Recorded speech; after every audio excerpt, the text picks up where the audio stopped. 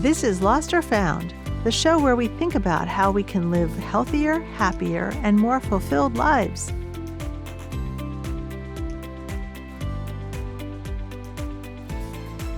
Here's your host, Dr. Michelle Choi.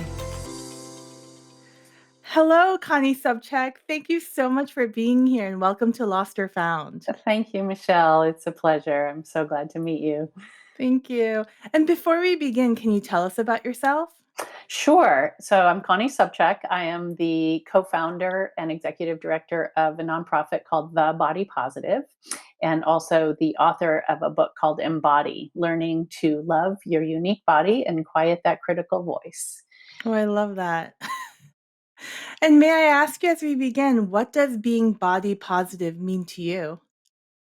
What does being body positive mean to me? It is something that's inclusive for all people, because at The Body Positive, the way we think about it is that it's each person's unique individual life experience and their own body story. So we all get to have body positivity. It's not about being perfect in our love for our bodies in all moments, because that's not possible, but it's about having an overarching sense of really honoring the bodies that we have because they give us life, and then doing the work each day to accept them and learn to love them based on all of the stuff that comes at us from society. So, and then joining together in community to say everybody has value and purpose, and how can we support one another in lifting off the burdens of shame and body hatred in order to really fully live our lives. I love that because it's pretty amazing how abusive or hateful we are to our bodies when even when we don't like ourselves, our bodies always carry us. It's like that partner that never leaves you, Exactly. ironically. Right, exactly. And it doesn't mean, I mean, it's like with loved ones, we don't, we love them, but we sometimes get in fights with them and we don't always see eye to eye. And I feel like it's the same with our bodies. It's this relationship that is the primary relationship of our lives. And at the Body Positive, we're not saying people shouldn't want to change their bodies. Obviously, it's about living in the body that feels right for you. And so if changes are necessary in whatever ways, we're not judging anybody at all for that. And we honor people wanting to, especially around, living in the body that feels comfortable to them around gender. And so yeah, it's a real individual relationship. And I just wish people would get off each other's bodies and focus on their relationship with their own, so we could all just live more peacefully in ours. Exactly, because I also think in terms of change, it's how that change is done. Sometimes people have such negative feelings, invoking that change instead of coming from like a better, positive, healthful place. Right. And we have to honor that there's so much pressure from society, and for a lot of people, pressure from their families or their loved ones. And so sometimes those changes do happen from that place of fear. I mean, my hope is that people can really know the motivation for change and do it from as much of a place of strength and real knowing of themselves as possible. And sometimes it's not that way, and that makes me sad, but that's the way life is in our society. Yeah. I was really inspired by you as well as your organization. What was your call to action? Whew. It's a very personal story. I had an eating disorder when I was a teenager. I started hating my body when I was around 12, when I started with a new friend group, 12, 13. And before that, really just was this very free child. Lived on a farm. I had a pony and a horse, and we were kind of these farm kids, and I just used my body. And then suddenly it became this thing around what I was supposed to look like. My sister Stephanie, she was about 4 years older than I was, and she was really big. She was almost 6 feet tall, and she had big feet, and she never really fit in her world. And so, looking back, I can see that when she was a teenager, she also started binge eating because of her Mhm. shame. I talk about this in my TEDx talk. I'd love to share a little more about that. So I go deeply into her story. But in a nutshell, so my dad just started giving her a hard time at the dinner table about what she was eating. And so that, plus my friends all dieting, led me to an eating disorder at the age of 15. This was a long time ago. There wasn't even a word for it. I had bulimia, and all of my friends had it. And it was this very Mm. normalized behavior. I feel really lucky. At 21, I healed myself. I feel like I had this life force inside of me that wouldn't go away. And I dug deep, felt really suicidal. No, probably wouldn't have done it, but the feelings started coming up. I started dreaming about it. So it was a pressure inside that something was not right. And I listened. And that was my first hit of intuitive listening. And I chose life. And I healed myself over just a short period of time. I changed relationships. I did a lot of work on my own just to figure out how to get out of it. And then little bits of help came here and there, and new friends and everything. And then in my 30s, my sister died from her eating disorder, and also from breast implants that she had gotten that were faulty. And so she died at the age of 36 from complications from all of that. And at the time, my daughter was a year old. I had just had a daughter, and I wanted to change the world for her. I wanted this to be a place where she could grow up loving her body. And I was a fierce, very fierce mama. And I just knew I had to do something. And so I got the idea for the body positive. And that's kind of how it was Wow. born. Then I met my colleague, Elizabeth Scott, who's a social worker. And together we've created this organization. I think that's such an incredible story because from your pain, you're bringing such light into the world. Yeah. Another story that we can all create. Right. And it was really fascinating because it all came down to this process of intuitive listening. And so I didn't Mhm. understand it at the time, but when that first part, when I chose life, when I chose to say, this, the way I'm living isn't how I want to live, and I don't know what this means, but I'm going to figure it out and make changes, left a partner that I was with who would poke my thighs and tell me I was soft and needed to go running, even though I was a compulsive runner at the time, and Yeah. really strong. And uh, so that didn't feel right anymore. And it was this choice of, I want to feel good. And then all through my 20s, all of these hits came to me around how to live. And it was all intuition, and my body was speaking to me. And that's the beauty of it. And when I healed myself, then I was able to start hearing this wisdom that was coming Yeah. through. And all of our bodies have it. Everybody has it. How did you find the wisdom through, like, the words of hatred? Like, through the bulimia, and, like, how did you find the truth to that? Well, that very first time, the sense that I got, it scared me when I realized that I'd had these dreams that I had tried to kill myself. And in each dream, Mhm. I was pulled out somehow from it. And then this is a really fascinating story, and it's true. After that, I hadn't remembered the dreams, but one day I was standing on my roof of my little apartment in Berkeley, and I was looking over the edge, and I thought, maybe it would be easier. And I knew I wouldn't do it. I really did. But Mhm. that was how strong it was. I was so unhappy. I just felt like life isn't worth living. And literally my phone rang. And this is before answering machines. And so, like, way back. Like, in your dream, your No, phone this rang. is real. So this is Oh, real. okay. I was standing on Uh-huh. my roof. My little apartment was right below me, and I heard the phone ring, and it rang and rang and rang, and it wouldn't stop ringing. And I just finally said, okay, fine, I'm going to go answer it. And it was my mom. And I had the week before told her about bulimia, or as I said, some form of anorexia at the time. And uh, she said, I think you're trying to kill yourself with your Wow. behaviors. And like in that instant, all of the dreams came back to me. And I just went, oh, yes, I am. I don't want to. Mhm. I don't want to die. And so that's how it came through. It was what I see now. And I spent 10 years also doing body work, and this very intense form of massage that was all about emotional release work and healing on the emotional level as well. And what I learned is that our bodies scream at us if we don't listen. So if there's some change that needs to happen in our lives, a lot of times they'll just start shouting at us, and then something hopefully will wake us up. And it doesn't for everybody, because it's so easy to keep blinders on, and it's so easy to listen to societal messages, and they're strong. They're really strong, or family messages. And if we don't have support to get out, for some people it's impossible. But somehow it was my path to learn how to listen.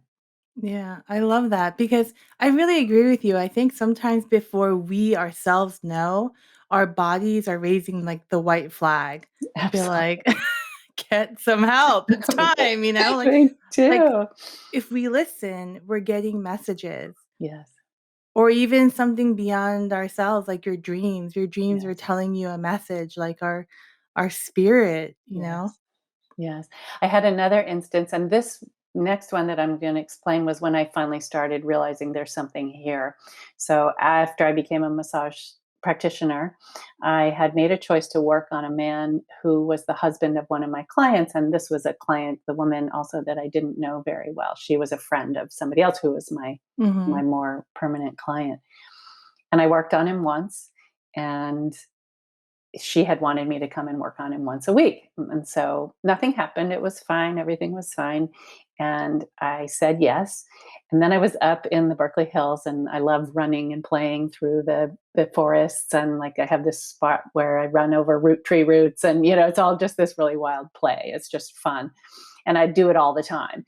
And that day that I'd made the decision and said yes, I was running down the hill, and my back, it was like a vice grip just went, and my lower back just was in excruciating pain. And I was doing nothing different. Mhm. And I couldn't work. I couldn't pick up my daughter. She was 3 years old. A physical therapist said, "Don't pick up your child. Don't do your work. Don't sit in a car. Don't walk on uneven ground," which, obviously, this is the thing I love, is running over roots and on uneven ground. So basically, my life was taken away from me. And one day someone said, "You should get orthotics." So I was like, okay, I was trying everything. And before the store opened for this one place, I was in a bookstore, and I found Andrew Weil's book. Mhm. And he said, "You have to read this book called Healing Back Pain by a Dr. John Sono." So I got that book, and it was all about the mind body connection to pain, and around back pain especially. And within 3 weeks, I was picking up my daughter, swinging her and her friends around, playing. I was running through the hills, and I healed myself. And a year later, I was with my original client, and she told me about the friend whose husband was an abuser. Oh, and The what I had husband was forgotten. the So what abuser. I Uh-huh. forgot to say, and the most important part of the story is, before my back went out on me, I had two dreams that he was a wife abuser that Wow. were so strong, and I still said yes to going to work on them. And they were so strong. I mean, they were scary dreams, and Mhm. I remembered them, but I still said yes. I thought, oh, they're just dreams. And a year later, I found out that he was emotionally abusive. Wow. Yeah. And you really felt that energy in your dream? Oh, I felt it. It was so strong, and it came, again, kind of like with Yeah. the dreams when I was young, it came 2 nights in a row. So 2 nights in a Mhm. row, I had these really strong dreams, and that's when I decided, I'm gonna start listening, and then my body just said, "No, you're not gonna work on this person." And I Mhm. wasn't listening. I wasn't listening to the dreams, I wasn't listening to the intuition that was speaking to me, until my body said, "Stop." And then I healed myself, and then I was able to do my work. But the best part about all of that was, that's when I decided to start the body positive. I couldn't do my Mhm. work, and I felt like something was coming next. And that's when I did all the work to find the body positive. Wow. I love Kind of that weird and story. It's, like, wild. I pretty know. It's incredible. a little wacky life, but it's No, it's been but I believe fascinating. it. Yeah. Yeah. And I think for you to even have the courage to and faith to even listen like that.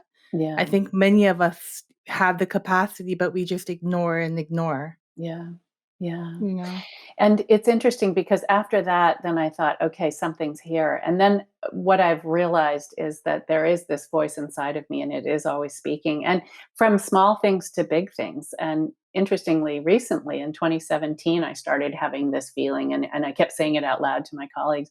We have to get all of our work online. Because we used to do all of our trainings to teach people how to facilitate the body positive work in our curriculum, and it was all done in person. And then in 2017, I just kept saying it has to be online. It has to be online, and we finished it at the end of 2019, right before COVID. Wow. And I thought, okay, all right, there it is again. So I Opportune, and it makes yeah, sense. yeah. So I really encourage people to listen. And I was just talking to a friend of mine this morning, a young friend who's making a big decision, and she's was talking about maybe not doing what she wants to do. And then I said, you can do it, and then you can change your mind. Yeah. And so listen, does it feel right now? And so, yes, go forward and listen. And there's always then these little adjustments. And I raised my daughter listening to her intuitive voice. Mhm. And it's been so beautiful to watch how she makes decisions. And then sometimes she'll decide something and then realize this is wrong, and is willing to say, well, maybe everybody in my life and society would say, stick with it, do it because you're there. You should just try it out. And she Mhm. doesn't. She listens to her body. You bring up a really important point because sometimes I wonder if like a lot of the problems in our lives is because we're listening to the wrong voice. Like we listen to the louder voice, which is, like almost like the bullying, the negative, but we're not really listening or searching for the voice of truth that also exists. We're just listening to the louder one. But Yeah. what would happen if we truly stopped and became quiet and found that voice again within us? Yeah. The world would be a completely different place. I mean, I think of your story and what you Mhm. chose, and that's the listening, right? That's so powerful. I mean, Even there's a sense for agony right now. you it's know? right. And I'm not saying right. It's not easy Yeah. when we listen. I'm not ever going to say that it's easy. And sometimes it takes us down a path. And I had so many times I mean, I've been doing the body positive work for 25 years. And so there's been times when we've had funding, and there have been times when we've had none, and there have been times when I've had colleagues, and there have been times when I've been completely alone. And in some of those alone times, I just remember, like, what do you want from me? Why am I doing this? Like, because I really felt tapped into a greater source when I got the idea for it. And then I'd be like, let me free. I want to do something else. I just want to have a regular life.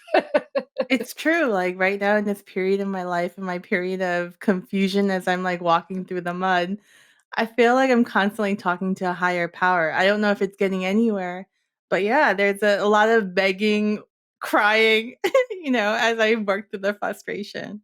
And But it is getting you somewhere. And that's the part of yeah, trust and faith, that there is a reason that these things happen to us. yeah. And when we listen and follow, we don't know where it's taking us.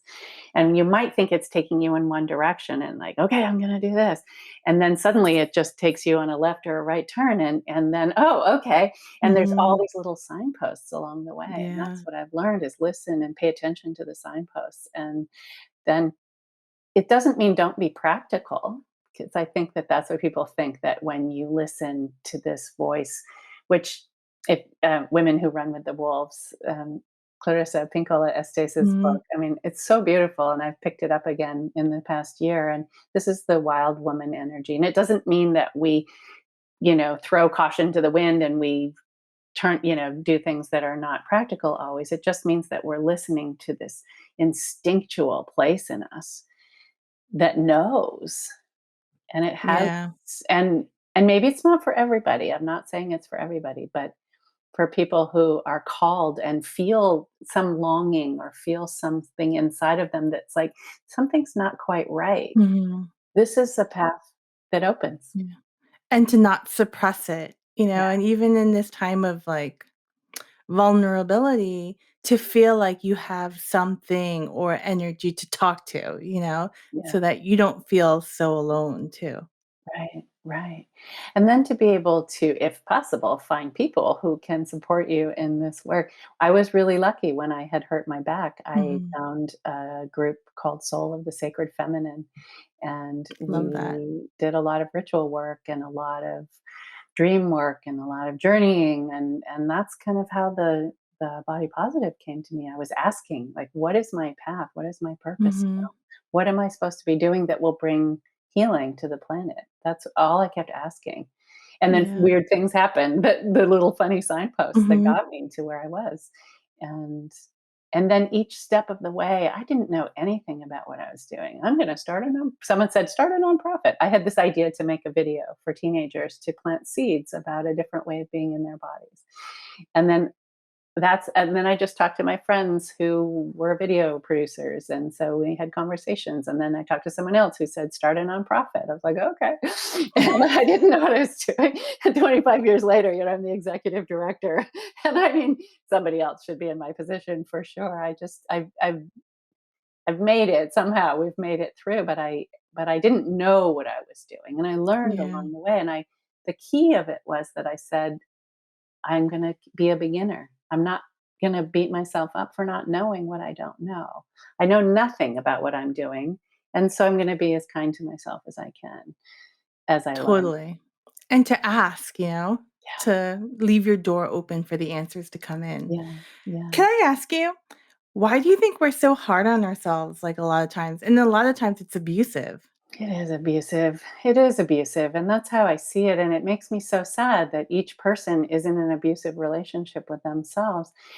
I feel that I mean, I don't believe we come in being abusive to ourselves. I do not believe that that is our purpose in life as humans. And I think that just all of that stuff that comes in, the mean things people say to us, the messages that we get about how we're supposed to be, and then and then observing others, our role models, doing it to themselves. So the self shaming of the parent or the guide is, Mhm. if they're doing that. Secretly too. Yeah, yeah. And so it's just everywhere. And so there's this feeling of, oh, that's what I'm supposed to do too. And it just seeps in. And without consciousness of what's happening, then we just keep going with it. And we think that this is the way we're supposed to be. And everybody else is like that. And then we live in a society where, I mean, you're supposed to connect through self deprecation, especially for female identified folks, that this is how we relate to each other, is putting ourselves down. And so it's everywhere. And so to choose to say, I'm going to stop being abusive with myself, and I'm going to create a practice of self-love, is revolutionary. It's radical. And it's so worth it. It's so worth it. It's nonviolent communication with ourselves. And we work so hard to be that way with other people.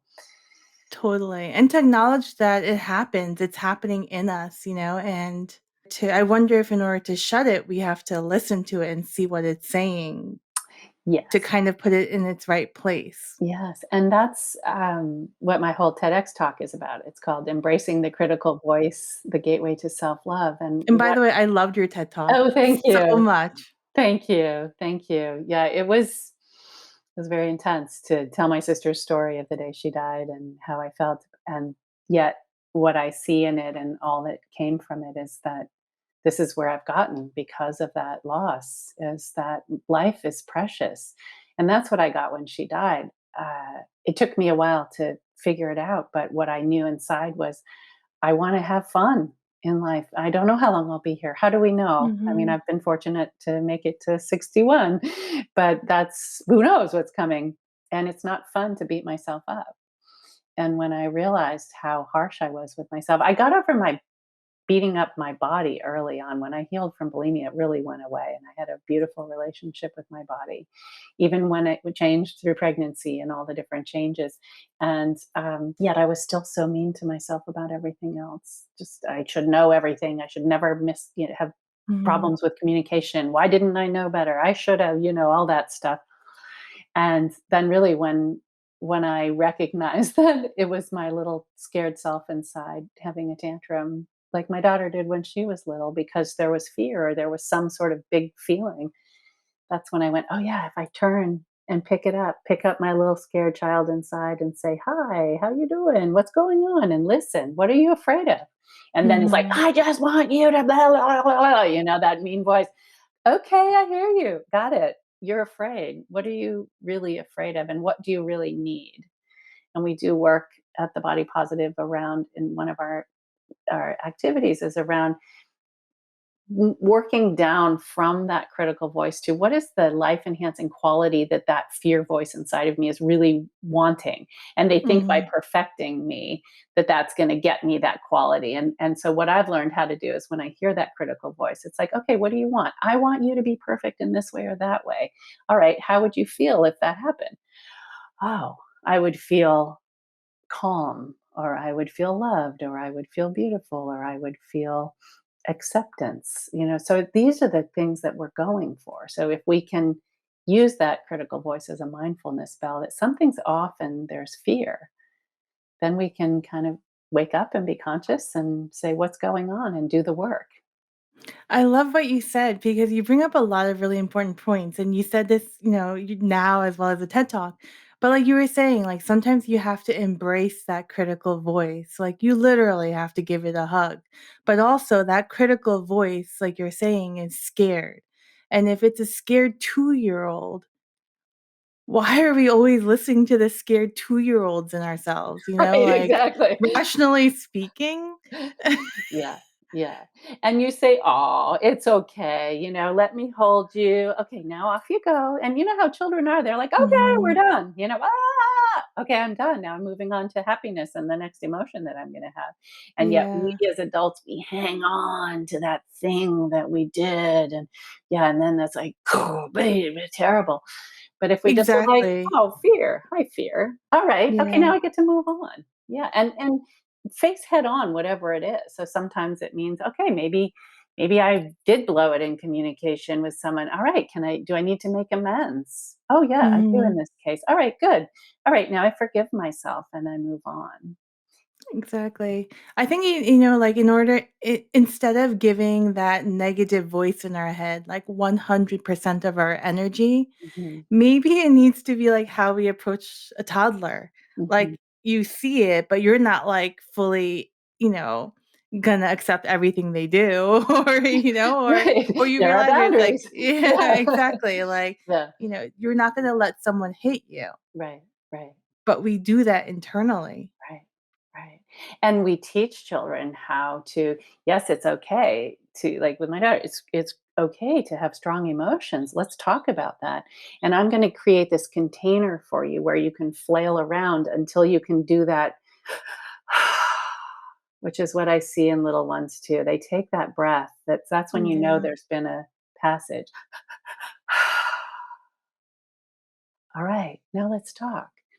And when Carmen was, my daughter was older, a little bit older, what I noticed in herself was when her critical voice was starting in was she would do something, and maybe Jim, her dad, and I would be not happy with her behavior, right? And then she would first lash out at us and get really angry and push and blame us. And then suddenly she'd realize that, oh, her behavior was something that wasn't didn't bring the result that she wanted. And then she would get in her bed and she would cover her head up and she would be really angry with herself. And then she would cry and then we would talk. And so I sort of started noticing this. And so finally one day I pointed out the pattern to her and I said, here's what happens. So you have this behavior, you don't like the reaction you get from us. You get angry with us, then you go and then you get really mad at yourself and say, I wish I'd never done that. Why did I do that? How stupid. And then you cry and then we talk. How about if you skip that part about thinking you did something wrong and bad that you can take back because you can't, and being mean to yourself? And how about if we go from one to the crying and skip that part? You don't have to get angry with yourself. And so we started practicing that, like, and then we would be able to talk and she would get Yeah. it. And it doesn't mean that she doesn't ever have a critical voice come up, but she doesn't spend a lot of time with it. She just like moves quickly into whatever the thing is that can be the solution. Mhm. And maybe that's kind of like what we all need in life, someone to kind of help us to walk us from the ledge, Oh, absolutely. you Absolutely. know? We're not alone. And if you can find even just one person, we don't have to be alone. And that's what I love about our body positive communities is we create and our facilitators create communities where people can be together and help each other come back from that place that we're pushed to, really. Yeah. When my son was little, like 4 or 5 years old, he's like hard on himself from the very beginning, and whenever he felt like he did something wrong, he would literally just go and bite himself. Like he would bite his arm. And you would see all these marks, you know? So in my in my way of understanding love, what I made him do, and I would talk to him and it wasn't really working. And then what I made him do was wear a cross. And I would tell him that even when you don't love yourself in that moment, Mhm. there's something else, there's a higher power that does. Yeah. So before you bite yourself, remember that you're always loved, you were created from love.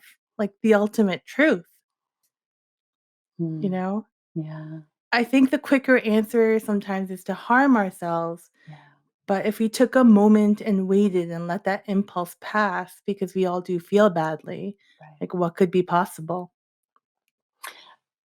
This is the healing that the planet needs right now. Yeah. And I believe and I know that when we can do this for ourselves, then we are so much kinder and more loving with others. And I think about, we're supposed to do unto others, but we have to do unto ourselves first. And at the same time, we have to treat ourselves how we want to treat others.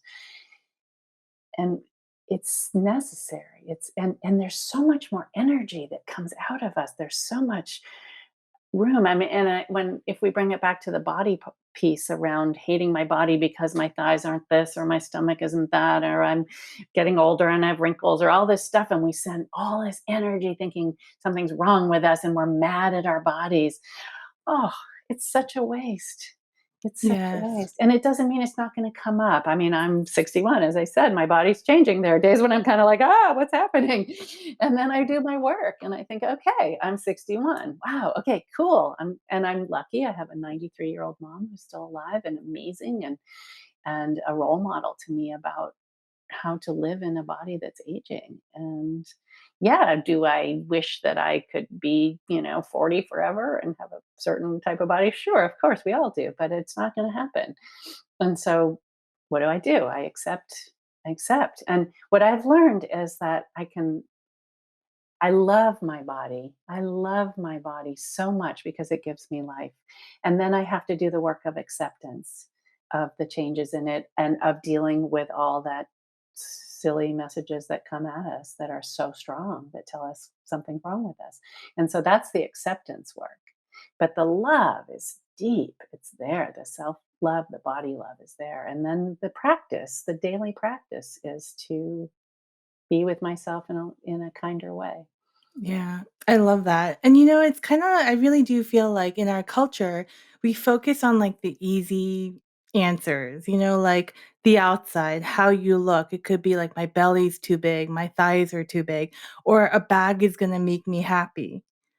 But I think the real ultimate answer lies from within. Like if you talked about it too, like if you emanate that energy, if you create that energy, if you build that energy from within, that belly may not matter as much. You'll see it, Right, exactly. or like you Right. wouldn't need like 10 really great bags to make you happy because they're not going to make you happy. It's that resilience factor that none of us can ever put a number to. None of us can really touch it, but it just is there.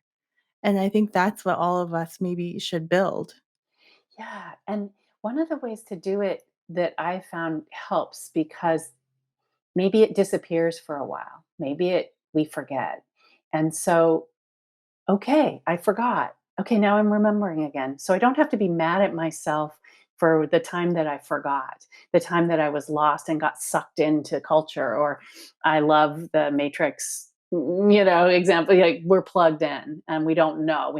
We're unconscious because we're plugged into the system.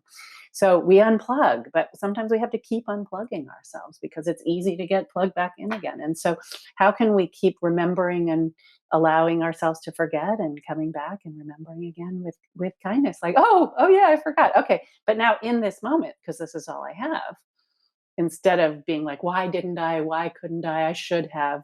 It's like, okay, but here I am now. All right, how do I want to feel now? I want to remember now. Okay, I'm awake, I'm conscious. I will practice today. I will take those actions today that will help me feel It's better. so interesting. It's true. And Yeah. for myself, like it I always have body issues, but even more than that were mind issues. Like growing up for me, I would always tell myself to motivate myself, "Oh, you're so dumb. You're gonna fail." And then you make that into this like really abusive relationship, and then you do fail. it becomes it becomes a self-fulfilling prophecy. That was my ultimate fear, like Yeah. that I wasn't smart enough, that I'll never achieve it, that I'll never do it. And after a while, you can really just get sick of that voice, Mhm. Mhm. or bad encounters. You could focus on the, like you say in your TED talk, the negative bias of the brain. Yeah. The loudest voice is, "Oh, that really sucked. You should have done better." And then the other voice is, "Yes, that could have gone better, but you can try again. Yeah. You can apologize. You can make it better." I'm glad you brought up the piece around negative bias because I think that that's also another reason why our critical voices just get locked in and stuck is because as a tribal species, um, if we don't, if we get ostracized, if we make that mistake that's going to be the one that's going to get us booted out, then we might not survive. And so to remember that this is where our brains come from, this long history of it's about survival. So, and within the community, and the community, when it's harsh, is so harsh. So, we're trying all to get everyone to be happy with us all the time. And yet, we don't have to do that anymore. We don't. And we get to do that for ourselves in order to give ourselves that love. But what I love too is that we can change our brain chemistry with practice. Mhm. And I've really seen it since the days when I was suffering with my eating disorder and then still suffering with my mind stuff, as you say, the meanness in my mind. And with practice, it's changed. I mean, I might have a critical voice come up now and then, but it really doesn't last very long. And I kind of get back to, oh, yeah, whatever. Okay. So I failed at that. So I didn't get that done. All right. Well, I'll try again. Yes, being conscious of who we're listening to. Like if you're in a dark alleyway and your body's telling you to get the hell out of there, that would be a good voice to listen to and You get the hell know out it. of there, you Yes. know? Yes. While if there's a voice that's screaming in your head, with negativity, then that's probably the voice where that's a scared 2-year-old that we should really be aware of and be aware that that's a scared Yeah. 2-year-old, Yeah. And you that's know? not truth. That is not truth. That is the Yeah. voice of society or the voice of that person who's telling us that that's how we're supposed to feel. It's not truth. Yeah. Yeah. And then really listen in for that inner Yeah. voice. Yeah. The quiet one that's always existed. Yes. Yes. And the beauty of the tantruming child inside of us is it's the wake up call. So it means something is out of whack in my life. Something is causing me to turn on myself. So thank you, little one. And all right, it's okay. I'm the grown up. I've got it covered. And that's another thing that I do a lot is, yeah, I'm the grown up here. Let's talk about all the work that we've done. I've got self love. Mhm. So, really, you actually don't have to be afraid because anything can come at me now. And it has in my life. Trust me, everything's come at me. I've been harmed, in any way possible. And I've made it. So, we're good. We're okay. We've I got love self that. love. Yeah. Okay. Now you can go play. And I'm carrying on. Yeah. Instead of being like an abusive partnership, it's a kind of like if you're conscious of it, it's like a way in which to all sit at the table Mhm. and let everyone speak equally Yeah. instead of just hearing the loudest one. Yeah. Isn't it concerning how when we're coming out of the pandemic and there's so much anxiety and depression right now, and probably even more so than before the pandemic, I'm concerned how it's going to affect one's relationship with oneself. Yeah. Well, it's really hard right now. I mean, I think that if we start just with the body piece of it, how people are relating to their bodies and so upset and angry and fearful, let's go to what it really is fear around changes in our bodies because of being in the pandemic and having to then be seen again. And then thinking about the body and being seen on all levels. I mean, the body's just the metaphor for being seen. And so, but everybody's focusing on that. Oh, I've gained weight, or my clothes don't fit me the same, or whatever it is. And what I've been thinking about a lot is, sure, my body made some changes and I survived. Yay! Thank you, body. Thank you, body. wow, I'm one of the survivors. So I really appreciate you for allowing me to survive. Okay, from there, yeah, I've changed. I don't know who I am quite. And I'm going to be seen again. And it's really scary to be seen. And so for so many people who are already struggling with other issues, I mean, it's going to be exacerbated, and getting help is key. Getting help is key.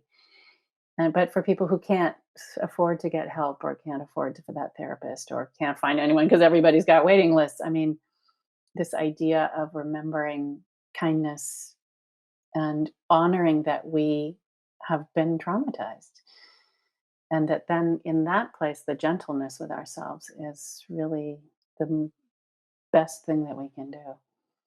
Yeah, being very aware because I think sometimes we have to, like you say, honor how we feel, Mhm. but don't let it progress to self-abusive behaviors. Yeah, yeah, Get help, right, you know? right. We don't have to Feel cross it those train too. tracks. Right, Yeah. exactly. Feel what you feel. I mean, feel, cry, get angry, let it out. Don't hold it Mhm. in, and don't feel like something's wrong with you for having all of these emotions. And don't feel bad about having fear. Yeah, this was scary. This is scary what happened, and everybody's afraid, and everyone's dealing with it in their own different way. And yet, yeah, how can we honor, recognize it? And I think all of this is this consciousness piece, staying conscious, staying aware, having that observer mind at the same time as all the other stuff is going on. Having, which I think of as essence, that is the essence, is our observer mind. And if we can remember that that's there, and let that, as you were saying too, that quiet knowing place within us. So it's this, it's solid, it's there for us. And all the other stuff is going to just be happening. But we're like, oh, this is happening now, right? Name it, name everything. Yeah. It's kind of, I worry for the children a lot, because there's increased suicidal ideations for them. I know. Some are cutting themselves. Yeah. So this is one thing. This is why I want body positive programs in every school. I want these places for the young ones to be able to come and talk to each other about what they're feeling, and how they can then honor their bodies, and how they can talk about the pressures that they're under. It's so much more than just body image, which we don't really even talk about. We talk about embodiment. There's a reason my book is called Embody. It's to provide a spirit with a physical form. And so embodiment is around that deeper connection. It's not just about what we look like, that's part of it, but it's this whole piece around how do I exist in my body. And there's beautiful research out of Canada from a researcher named Neva Perron, who's done a lot of work around positive embodiment and what that can do for someone. And when we can give that to a child, it gives them resilience. And just with the high school and college students I've been working with over the last year, and asking them, how are you doing through COVID around your body? And I just keep hearing, if it weren't for the competencies of the model that we teach, they wouldn't be in a good place. Because one of them is cultivate self love.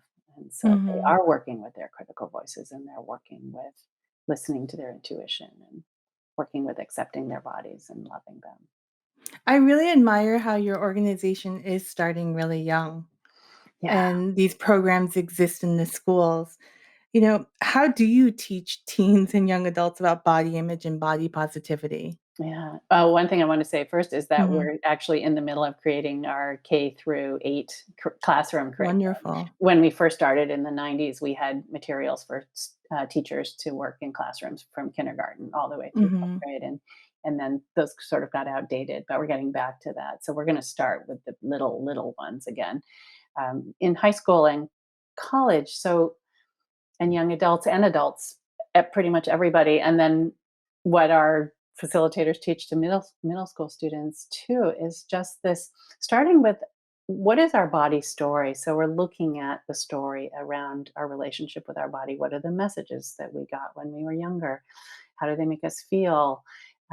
What kind of changes do we want to make in our lives? And then for us, it's how can we support you in making those changes, giving agency to the individual. Looking at systems, how can systems change? So So if a body positive program is created in a school, it's not just saying individual, you need help. It's looking at all of the systemic issues that are causing students to not like themselves. So how can then we address those issues? So that's a big part of this. And yeah, and then it's just creating space for going through the 5 competencies, which are reclaim health. So looking at our ancestors and how they live in our bodies in terms of our health and our size and our shape, and honoring size diversity and honoring that people come in different shapes and sizes, and health and weight are not correlated in the way that our society tells us. And that then the second part is practice intuitive self-care, which is listening to our bodies for all of our needs, starting with food and what am I hungry for, and how do I know when I'm full, and really understanding the cues in our bodies and caring for ourselves, um, and not getting rigid about how we feed ourselves and how we move, but understanding what that means to listen to what our body's needs are, and doing it through trial and error. So then cultivate self-love is necessary, because we can't live with trial and error if we aren't beating ourselves up if their error happens, because it's just a learning opportunity. So I ate this and I didn't feel well, or I ate not enough, or I ate more than felt comfortable. Okay, I'll try again tomorrow and learn from what happened, the feedback loop of how do I feel? How do I feel? What do I want? Then try and get what you want, whether in terms of movement, food, relationship, rest, all the different things in our lives. And then ask, how do I feel afterwards? And that's the key to all of this. But if I'm beating myself up, I can't hear that voice that says how I feel. So cultivate self love. Yeah, turn towards ourselves with kindness, work with the critical voice, practice, practice. And then declare your own authentic beauty, which is, again, honoring the ancestors. It's so beautiful when people really connect with the people all the way back to the first human that gave them life. Whether we know our families or not, our immediate ancestors, we can connect with all of those that go back. And we can also connect with our chosen families and create that. So it's this idea of community, really, which is the 5th competency, builds community. And this is finding even just one person who understands that we are choosing to disconnect from societal messages about how we're supposed to be, and saying, this is my life. I don't know where it's going, but I'm going to listen and find my way. What a beautiful way to like redefine how life can be and starting early. Yes. Like if you talk about it, if you rename our feelings, if we build self-love, even with self-love, I mean, we're not saying error can't happen. It leaves a lot of room for error, but it's not going to tank you, Yeah. you know? Yeah. All of it is about being human. That's how I see it. We're not nothing. There's no perfection. There's no place that we're going to get to and then growth stops. Growth happens forever, and we're always learning. We have cycles. We go through these cycles where we have to learn and it's hard, and then we come out into the light again and it's like, oh yeah, and then we go along for a while, and then something else needs to grow in us, and then there's kind of the harder times again. And so looking at, I don't want to go through hard times. Who does? But they also make it so we can learn and grow. And it's kind of like, okay, hold on, here we go. We're going on another ride. And then how can we see that there's potential for learning and staying open to that, even when life is hard, and not like, oh, shoot, I did something wrong. That's why it's hard again. May I ask you, I really was inspired by your story of your sister and how, you were called to action that way as well. Do you think your sister Stephanie could have unlearned her unhealthy habits? Absolutely. Yeah. I mean, I think if the body positive had been around when she was in high school, she wouldn't have gotten breast implants. The reason she got them was she thought her nipples were deformed. And so she went to a plastic surgeon to have her nipples fixed by somebody. And then that doctor said, well, while you're here, we can make your breasts bigger. And so they put in implants, and this was a long time ago. And one of them hardened, and 2 doctors crushed the implant with 4 hands, and silicone oozed into her body. I think that if she had been in a group of people and allowed to be her unique, wild, different, tall, big self and embrace that, I think that she wouldn't have done that. I think that's the action, and I think she would have definitely, as would I, have gotten over or never had the eating disorder. Hearing Yeah. your story, I think even in her life, y you must have been the light in her life too. The fact that, you recovered from bulimia, and it was for something for her to see as well, and I think we make our choices, but you must have been the light. She was, she was really special to me. She was kind of like a second mom. She helped me get through puberty. My mom was depressed during my teen years because she was unfulfilled. She's a really brilliant woman, and she was in a very awful job that she didn't like, and she needed to go back to school and be herself. And so she was kind of absent. And so my sister helped me get my first bra and talk to me about sex. And she was really there for me. And the beautiful part of the story is that the way I healed was, I mean, the final last bits. So I had been going along for several months of really tapering down the behavior. And then she won a free trip for two to Hawaii. And she even had a partner at that time, but she took me with her. And I said, I'm not going unless we don't engage in our behaviors. And at that point, I had new friend whose mom was a therapist who sent me information about bulimia. And so I was starting to learn about it.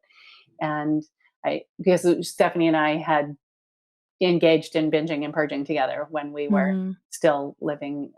Well, she was not living at home, but she would come over to my parents' house, and that was our habit. And so I said, I won't go if we're going to do that because I'm almost done. I don't want to do this anymore. And she said, okay. I brought all my literature with me. We read it all. We would go out and eat, and we would keep food in us. And the next day we would look in the mirror, we'd put on our bathing suits and would say, you look just the same as you did yesterday. And so do you. And we had this beautiful mirroring of each other, of who we truly were. And it was a really special moment. And I came home and I was done, and she went back to it. But yeah, she was a really, I think the thing about her was that she was so unconditionally loving of people, all people, no matter what their life's experience was and what they had done. She just really loved people and saw their essence. Mhm. But she didn't love herself too She much, didn't. No, unfortunately. she didn't. Yeah, And she was so capable of so much. yeah, yeah. And it just never got turned inward. Yeah. I loved how you ended your TED Talk, that you're gonna embrace your imperfections and model it. Yes. Yeah. I just love role modeling imperfection. And I read a book recently, Untamed, which I loved. And Glennon Doyle, she talked about how really there is no such thing as imperfection, which is a cool way of thinking about it Mhm. too. So I embrace just being a fallible human being, I think, and just allowing myself to, like, oh, look, that didn't go well. Okay. Even in my workshops, it's so fun because I just remember this one where we were doing an activity, and I was seeing that people were not getting where I wanted the result to be, where they could actually turn towards it. Was around self love. And I went, I'm going to stop this. I don't like what I created. Let's do this over again. I realized that this isn't working. And just doing that as a role model of, I didn't get it right the first time, and I'm not upset with myself. I'm just going to try something different in the moment, was how I love to be a role model for people in life, where I don't have to beat myself up if I don't get it right the first time. I'll just keep trying. Accepting. Yeah. Yeah. Yeah. And making it playful and having humor and looking at life as this weird. It's weird to be human Yeah. beings. I mean, we're like animals, yet we have these weird brains that turn on ourselves and do strange things, and that's bizarre because we Yeah. also then have these physical needs, and we have to function as animals on the planet. Yet the brain is like, what do we do with this thing sometimes? And how can then we see it as an opportunity for spiritual growth, for learning, and for having more love for ourselves and others. I think that's really wonderful, and sometimes we can laugh about it, we don't have to cry about it. It's like Dr. Seuss's book, Sneetches. You know how they're all trying to be the Sneetch with the heart, the group with the heart, And then it becomes this like rat race. Yes. When really the ultimate truth could be we're meant to be diverse. We're different for a reason. Absolutely. And just accepting that and seeing that and opening to each person and who comes into our life and listening and saying, who are you? And having curiosity. That's the quality for me that I love so much now, because I'm not comparing myself anymore to anybody, because I don't have to, because I see myself and I see my value and my purpose and my beauty. Therefore, every human who comes into my life, with all of their differences, it's the most beautiful thing in the world to have relationship then. And who are you? And what's your life like? And how can we connect with one another? And how can we connect from that heart space? I love that. And our Mm. own inner power that we Yeah, all have. yeah, yeah. It's the best. Well, thank you so much for being on the show, Connie. It was so wonderful to talk with you. Thank you. And my absolute pleasure, Michelle. And I wish you oh, all the best as you journey on your own path. It's Uh, exciting. I can't wait to just keep listening to how things go for you. I'll try to laugh more than I cry. And cry when you have to. Definitely cry. And let that cry then turn into laughter and back to crying again. Oh, thank you so much. It Yeah, was such a pleasure. it's Thank an you. absolute pleasure. Really an honor. Oh, thank you. And one thing I wanted to mention is if your program's not being mentioned in the schools, how can they come and find you? Yes, absolutely. Thebodypositive.org. So the is important. But if you search on Google for body positive or body positivity, we show up first. But it's thebodypositive.org. So there are online programs for children as well as adults too, or Yeah, so we have an online training program for people who work with Mhm. middle school, high school, and college. The training program is also appropriate for high school and college students. And then we have a course called the Fundamentals, which is really just going through the competencies. And I think for yeah, teenagers and adults of any age, it's just teaching about the different competencies that we have and hearing from people who have experienced them, and just kind Wonderful. of planting seeds of a different way of being. And there's worksheets and all sorts of fun things to do with them. Thank you for being such a light, Connie. Your work is amazing. Thank you. Thank you, Michelle. Thanks for watching Lost or Found. Are you looking for a unique perspective to help you gain insight into your health and well-being? Schedule a virtual wellness visit with Dr. Michelle Choi by going to our website, drlostorfound.com, to schedule an appointment. Please subscribe and follow Dr. Michelle Choi on Instagram, Facebook, Twitter, and YouTube.